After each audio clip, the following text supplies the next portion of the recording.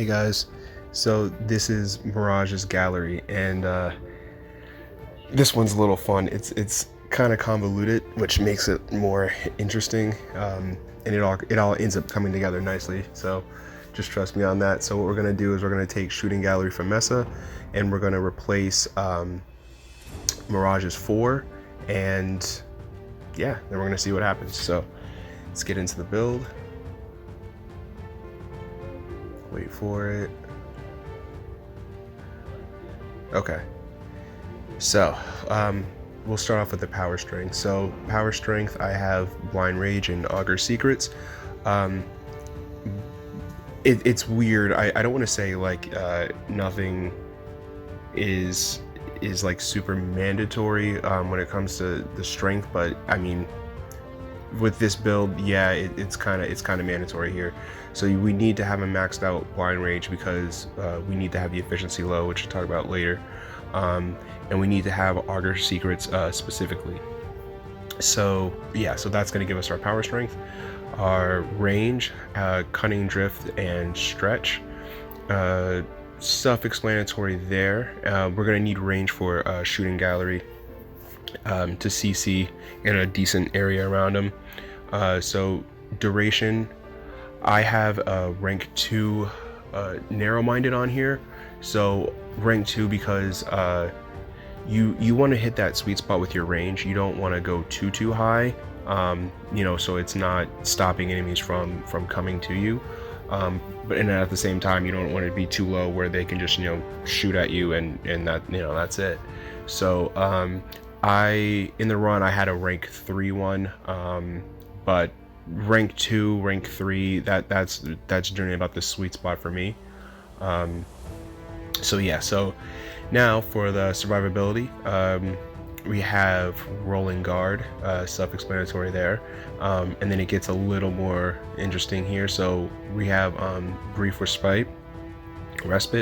So what ends up happening here is I have the key. What key is it? Decaying key, which brings Mirage's shield all the way down to 83, and this is why we need low efficiency, because what's going to end up happening is,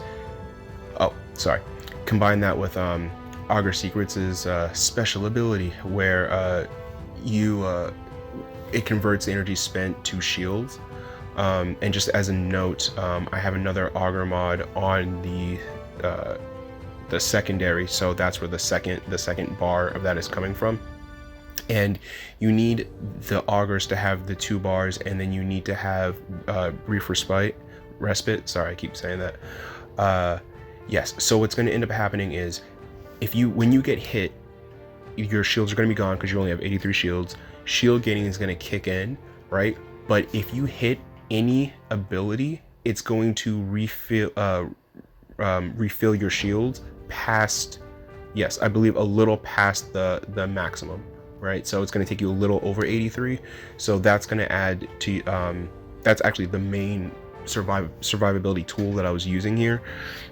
Is gets hit, you know, bounce around, do whatever you have to do, and then you just hit an ability, and that ability brings your shields all the way back up. So that was just a really cool thing that just happened to come together here to provide Mirage some like interesting survivability. So there's that. We also have muzzle flash, which this augment is crazy. I yeah, so what this does is it blinds the enemy after you kill six targets. It sends out this AoE blind, and it's not stopped by walls or anything, so it has no line of sight issues. Think of Neji Hugo, like no line of sight issues, kind of. Anyhow, so let's see here. Right, so that's affected by range. So that's why we also want a decent amount of range, so that the blind can go a good distance. So similarly, this also affects or increases our damage, because when you blind them, it's going to open them up to stealth damage. So that's going to just further add to the synergy that this build provides. As for the arcanes, the primary thing that I'm doing here is using the melee weapon, the Stropha. So Arcane Fury. So Fury's going to add base melee damage, which we need for Eclipse, and then Strike for speed. So I think that's just about. Oh, Hall of Malevolence. Whatever. So yeah, this is just going to straight add damage for the clones. Forgot to mention, speaking of the clones are also going to provide a little bit of survivability, just because the enemies are going to hit, or going to try to hit, the Mirage clones. Don't rely on that, but it does come in handy, like, from time to time. But just know that it's there helping you, but don't rely on that. So moving along, for this one I used the Ferox for the primary.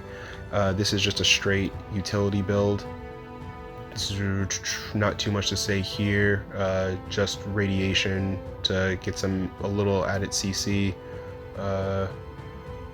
It was between this and the Scourge.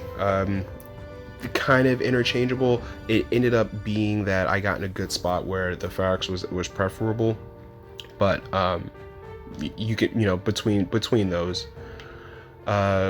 Secondary Nucor, not really too much to say here. It's just we're proccing as much space as we can for the condition overload. Pretty self-explanatory stuff here. And then we have the Stropha. Forgive me if I'm not saying that right. So this one, a lot of Forma went into this, 6 Forma, so that is what it is. So condition overload, Blood Rush, Weeping Wounds, the Prime Bane mod, Prime Smite. For this, I format in Prime Fever Strike and Shocking Touch. The dash polarity is because, again, we want as high base or raw damage as possible to get the most that we can out of Eclipse. So that's what we're going for there. And then Fury, because I just like the speed. So that's a playstyle thing there. So as for the gameplay, you have to stay really mobile here, and it's a nice change of pace from some of my other builds where it's really stationary.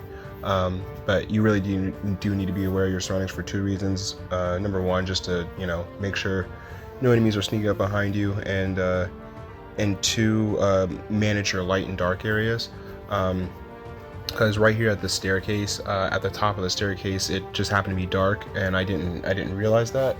And sort of at the bottom and in the center is where the light is. But the build for the melee alone was still able to like 2-shot them consistently, even in the dark. But in the light, then you're seeing your 1-shots. There were some hits in the millions, but those were when everything came together, when in the light, and then they were like blinded, so then the stealth damage kicked in. So when stuff stacked on each other, then you were seeing hits in the millions, which was pretty cool. I'm trying to think if there's anything else really to mention on the gameplay side. Try to find a nice sort of secluded area, so you don't have everything swarming you from a 360 degrees. And I wanted to try, and it's kind of a similar story. I wanted to try and go further here, but I'll show you at the end. I ran out of energy pads again. Truth be told, I did this run to test it, just to see, like, if everything came together, if it actually worked. And I just ended up staying in there, and here we are. So I did want to mention that definitely have the energy pads, because basically the energy pads become pseudo like your survivability. This happens because you want to hit any one of your abilities to put your shields back up, so you can take full advantage of shield gating. And because your efficiency is so low and you don't have flow or prime flow, or I don't have flow or prime flow on this build, it's pretty energy intensive to try and spam a certain ability, whichever one you can, to get your shield back up.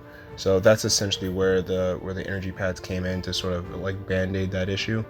So if you have a decent amount of those, you should be fine.